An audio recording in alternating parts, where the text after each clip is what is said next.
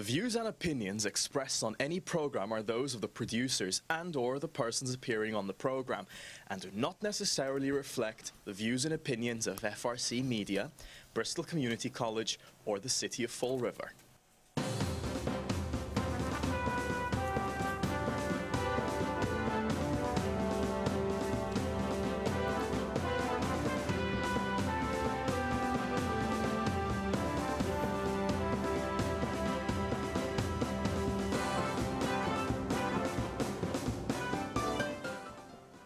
Well, hello. Welcome to Spindle City Straight Talk. I'm Chip. And I'm CJ. And it's hump day. It's Wednesday. You're looking a little tight around the collar there.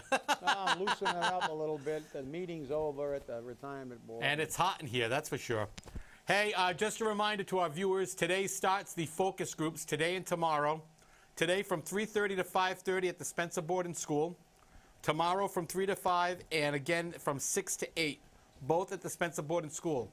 If you want your city and your people to know what you want for technology, cable services, and what Fall River needs, come out and tell us what you want to see, hear, and know about.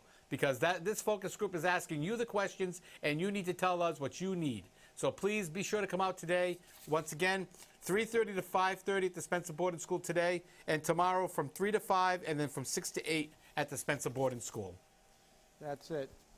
Come tell them what you really want. And, well, we've got a bunch of stuff to talk about. Well, let's talk about the City Clowncil meeting. Well, before we get into that, we do have an announcement about Middle Street road work. Work has begun on Middle Street following the city's receiving a grant totaling $5,468,642 from the federal and Massachusetts emergency agencies for constructions of drainage improvements. The project is expected to address periodic flooding in the area and separate stormwater drainage from the combined sewer overflow system. Construction will involve installation of new drains in Middle Street from Whipple to Bay Street. Green improvements including tree filter boxes and vegetated swale in the median strip from South Main Street to Broadway. Improvements to Kennedy Park are also expected due to the work's impact on the park. So if you're going to be traveling along Middle Street, be expecting some delays because there is a lot of construction going on there. And if you can't avoid it, that's the key. That's the moral to that story. Avoid it, because that's another, money. We don't care. 5 million, almost 5.5 million. Yep, because that goes from Whipple Street all the way down to Bay Street. So that's 3 huge blocks of travel that is very popular. I'm wondering how the ambulances are going to handle it. That's for sure. They get their redirects. They get their redirects. They're supposed to be informed anytime there's anything like this. Yeah, exactly. Normally they are, and they make adequate provisions. But I don't know which one we're going to take next. Well, first we're going to address the City Clowncil meeting from last night. Oh, that's right. Yeah, so. I mean, that the kangaroo. Yeah, that was an absolute joke. Okay, first and foremost, they actually sent to ordinance the repeal of the page throw bags. They didn't need to do that. They could have handled that right in the City Council chamber. If they're truly going to repeal it, and I'm not saying they're not going to, but they didn't have to send it to for ordinance to be discussed. They should have just took it to a vote, repeal it, end of story, it's done. But they're going to delay it. They're going to send it to ordinance. They don't delay spending our money, though, do they? That's exactly it. They don't delay that. Forget about it. We got now we have rumors that our mayor is attending a conference in Gay Paris. Well, he's somewhere in Europe, according to our rumors. Is he walking down the Champs-Élysées right now as we speak? He likes Paris in the spring. I can almost hear the background music. I can. Let me see. What did I get today? I got Paris in the spring. I got something like what the heck did I get here? Paris in the springtime.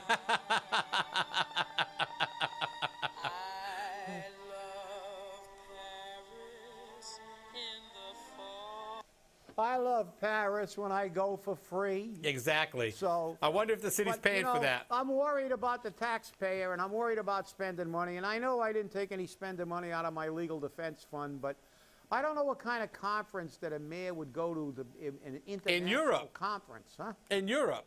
Yeah, in Europe. You know, I mean, it's bad enough when they go to all the fancy destinations in the continental United States and they make up stuff so they can get a vacation. You notice they never have a conference like in Anchorage, Alaska, in the middle of the winter. Or in Fall River. You know, or in Fall River. Yeah, you never see these national conferences at any destination that isn't a real, true vacation destination. And you know, it's just an excuse because we know what this stuff is. They got these little talks and they spend 5 minutes in the talks if they go at all, and then they wander around and have a good time on our dime. But while they're again, the Clowncil just rubber stamp the increases in the water rates. Just forget about it. One councilor, shame on you. The infamous 8. That's right. 8-1. Only one person said, oh, give the taxpayer a break. 2.5 max. Increase tax shift from business to residential. And this water increase and sewer increase. And increases in water fees already. Now mower, it's just never ending. But remember, they're all going to call a press conference and march around and say how they care about how the people from Phillips are going to pay their bills. That's horse patootie. Well, here's the thing. You know, I sent a letter.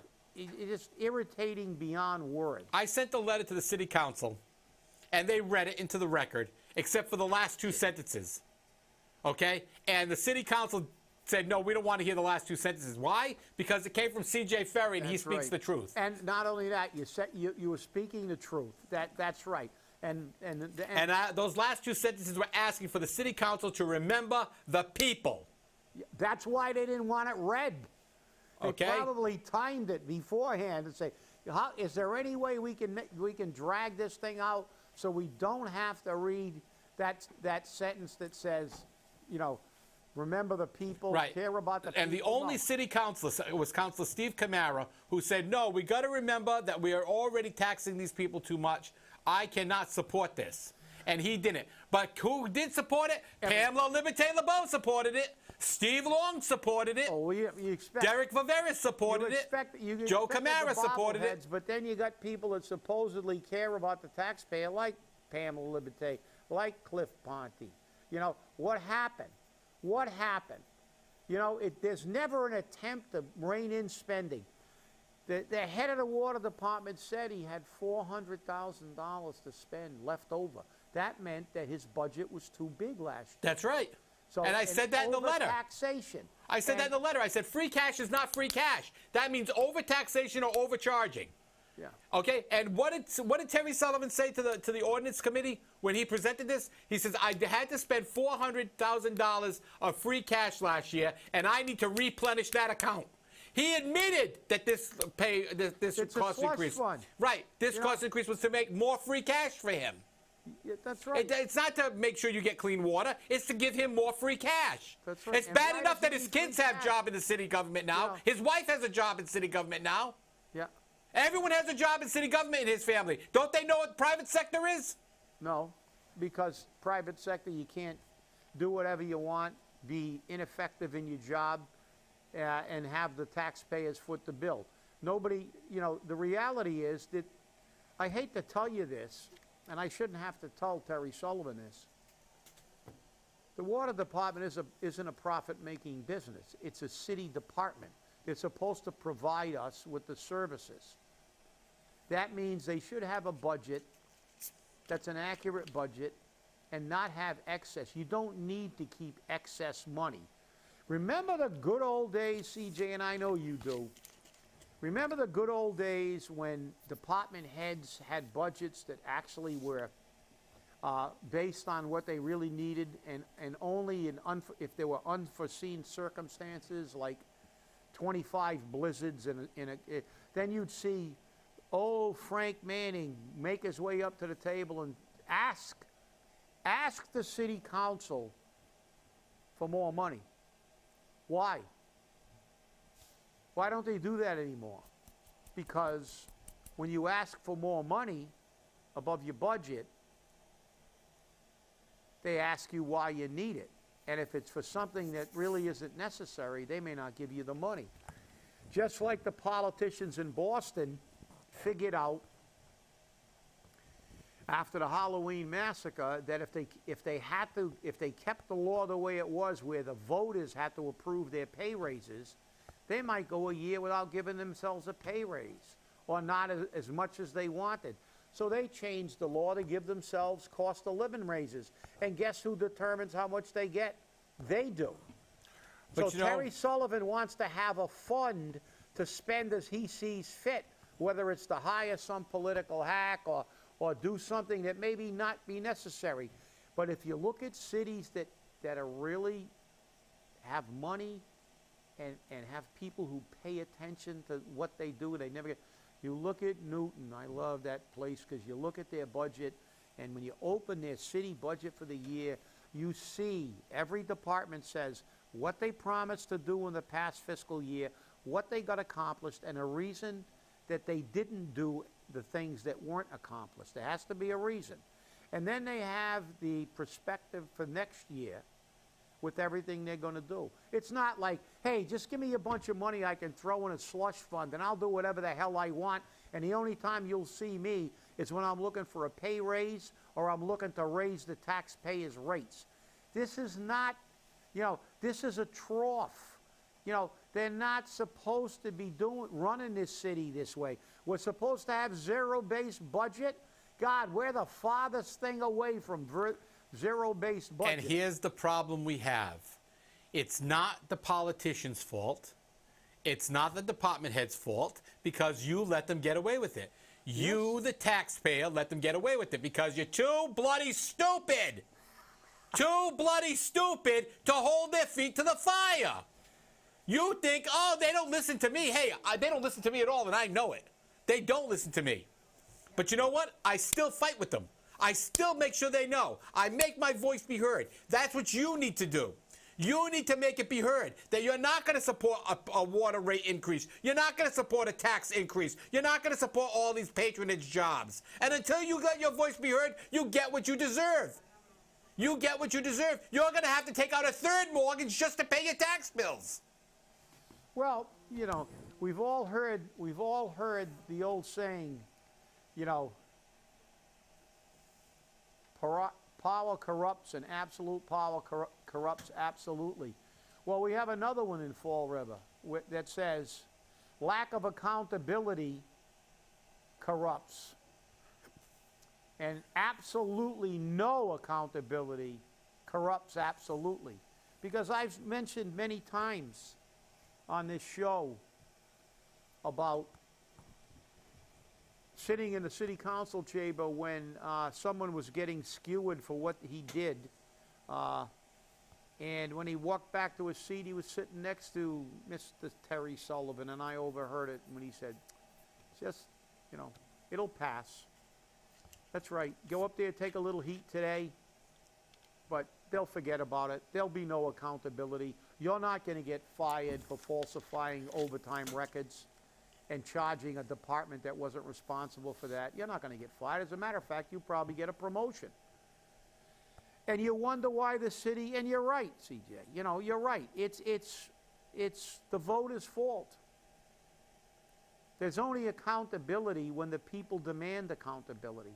It's in our Constitution that these politicians are at all times accountable to us. But they will only be accountable when we demand accountability. You just let this band of merry clowns just rub a stamp without even virtually a discussion. Another pay raise. Sullivan, another pay raise. Another fee increase, don't worry about it. Another tax increase, don't worry about it. Debt override, don't worry about it. Oh, wait a minute. I just read in the Herald News that most of the people that are living in the area that they're gonna regentrify or whatever they want to call it, Their average income's $20,000 a year. I don't know what world you live in. Fall River has one of the lowest, if not the lowest, I don't know what the latest statistics are, household income and per capita income in the state. I don't know how you think people can afford this.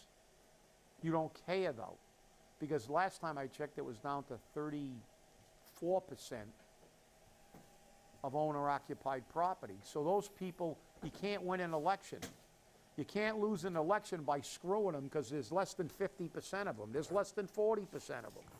And it's getting smaller every time we turn around. But if they're the 34% that go out and vote, because that's all that goes out and vote.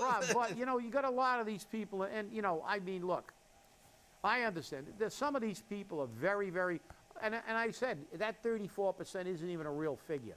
We're probably down to around 15% of people who actually, because most of those people are retirees, some of them are elderly, they don't get out of the house. The only reason they're still here is their house isn't worth anything because it's in Fall River, where they could get decent money for it anywhere else, but they're stuck here. They can't go anywhere else because they're on fixed incomes, and the only reason they're still hanging on by their fingernails to their house is that it was fully paid for. They worked their entire lives to pay for that piece of property. And now they're living in that piece of property and watching these buffoons say things like, oh, historically it always goes up 2.5. Really? I don't know what kind of history the Herald News reads, but I don't consider the last 5 or 10 years history. You want to talk to me about the Revolutionary War or the Civil War? That's history. You know, I can show you that it wasn't, you know, the last time we didn't get a tax increase was not during the Civil War era. I know for a fact we didn't have 1 year. It was just the opposite in the old days when Carlton Viveris was the mayor. You very rarely got a tax increase. You very rarely got fee increases because the city had a lot more voters and they would kick your butt out of office so fast your head would spin. They never, ever raised taxes before an election year. Sometimes they'd go 2 years, 3 years, and when the tax increase was there, it was minimal. And there were big fights on the council floor with people like John Medeiros and everybody else being adamantly opposed to imposing more burden on the people. But today, forget it. We're worried about, all we're worried about is going to Paris and spending money. And our council is supposed to be part of our checks and balances, because that's the way the government's supposed to be set up. Contrary to the propaganda, they want to tell you that we're all supposed to be, you know, like mindless drones and not Kumbaya, my lord. Yeah, exactly. That the city, it is not productive to disagree with the mayor. You know, you have to be, in order for this city to move forward, everybody has to agree. And whoever's the mayor is an absolute dictator, which is an absolute pile. Because go online, check Teddy Roosevelt quotes and read what he said when he was the president of the United States, when he said, you have a 100% right to criticize me when I'm wrong. As a matter of fact, you have the duty as an American to criticize me when I'm wrong, but give me credit when I'm right. And that's all he asked. But that was a bygone era. So, you know, this is a crock. This country was based on vicious debate that led to the Revolutionary War. And there were more people that didn't want to fight the British than did. Well, at least you know that if you want a baseball net, you can the city will pay $60,000 for it. Yeah, well, you know, on a purchase and sales agreement, which is over and done with. Yeah, but it's over and done with. We're not obliged to do it because once a house closes or property closes, the purchase and sales agreement is done. Yeah, But the city said, oh, well, we entered into that agreement with them. That was in the purchase and sales. It was not in the deed. It's not anywhere else. There was no contract on it, nothing. We are not required to put a $60,000 net to prevent baseballs from going into a parking lot. We are not required to do that, like it or not. Yes, and I don't care if Dr. Gagliardi took $1 million and put it into a building and he paid $300,000 for the building. Yeah, guess what? If he can put $1,300,000 into a building, he can spend $60,000 for a net. Yeah, you're right. But the problem is, remember, they probably know the guy that's selling them the net. That's true. He's politically connected, and we don't care. And remember, I've got to kind of, I've got to make an adjustment to what you said. The city's not paying a dime. No, we are. We are. You know, the city has absolutely no problem in spending your money. They don't have a problem. We can stay at the Waldorf Astoria. We can go to a conference in Paris. You know, we see it on a national, state, and, I mean, look, I guess he's taking a page. He likes Providence. I guess him and the Laws are buddies, because the Laws have spent 148 days not in Providence, traveling. So that's almost, you know, that's about 45% of the time that he was mayor, he was traveling. I'd have to do the exact percentages, but it's quite a bit. There's only 365 days in a year. You figure out, you take the weekends out for 52 weeks, that drops 104 days off it. So now you figure 148 days of traveling, some of them may be weekends, a hell of a big amount of time to be gone. For what benefit? That's always the question. For what benefit? Benefit. We have to have a, you know, they have these conferences and they have their, I wonder if right now if Jazel is sipping a nice cappuccino and eating a croissant on, you know, on the Champs-Élysées, although I know cappuccino's Italian, but I like them better than espresso. So, but he's probably out there in a sidewalk cafe, and what's the conference on? You know, how to screw the taxpayer? That's what they do at those conferences. They have fancy meals and stay in fancy hotels, and they talk about stuff that really doesn't work because obviously, if anything they talked about over the past 10 years in all of these conferences collectively, we'd have a middle class in this country. We virtually have no middle class left. We can't get jobs. There's 10 million jobs going unfilled. They're not concentrating on the right things. It's all gum flapping. Gum flapping like they did when they had their quote unquote rally about Phillips. Where were you when they gave out the TIFs that hurt the taxpayer? Where were you when NAFTA was passed? They hailed that as a great. But you know why? Not everybody forgot. They all got political amnesia. You got all the Democrats who spearheaded these bills. And here's the national anthem for our city council, our mayor, and all our elected officials. Screw you, taxpayer! I love it. The only thing is that wheel should be dead stopped. It shouldn't move. Even when Vanna tries to pull it, it's stuck on bankrupt. I have to say that. That's the only thing I'd like to see, that wheel stuck on bankrupt, because that's what they had. Because, look, they're never going to stop spending, people. Like Milton said, you give them the Sahara, they'll run out of sand. These people will not stop spending.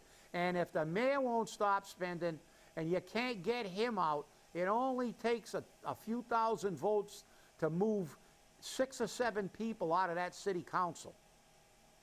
You got to do something about this, people. If you're sick and tired of paying, do something about it. Recall.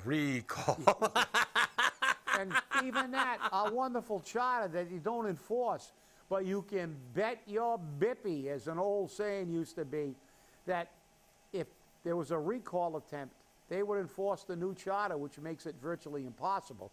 That's one thing that Joe Macy wouldn't have a problem with, saying, oh, yeah, absolutely, no grandfather clause, no discretionary thing on that. When it comes to the people having a voice, yeah, screw you people, not just taxpayer. And, you know, but it's you know, we keep saying it, and we will keep on saying it, that, hey, guess what? If you don't want, you know, you want them to stop spending, boot them out. But we got to get the meal shaming, another label we're going to put on. We got 2 articles. Personal stories, not enough to salvage the lunch shaming. Well, because the reason why is the first one was about the announcing a bill to prevent public school from meal shaming, which is when a child's parents or a child doesn't have the money to buy a sandwich, a dinner, and what they do is they take that hot meal and they throw it away, and they give the kid a cold cheese sandwich. Well, they entered that, and yesterday it went before the Senate, I believe, the House, the House. And guess what the House did? The House sent it to a committee for study. Which means it's dead. Which means it's dead on arrival, baby. Throw the dirt on it. And guess what? You read the next paragraph, we're going to keep fighting for it. If we don't get it this day, we'll certainly fight in the next session. But you know something, people? This is real politics here. Because you know something? Anything that the Speaker of the House or the President of the Senate wants to get through goes through.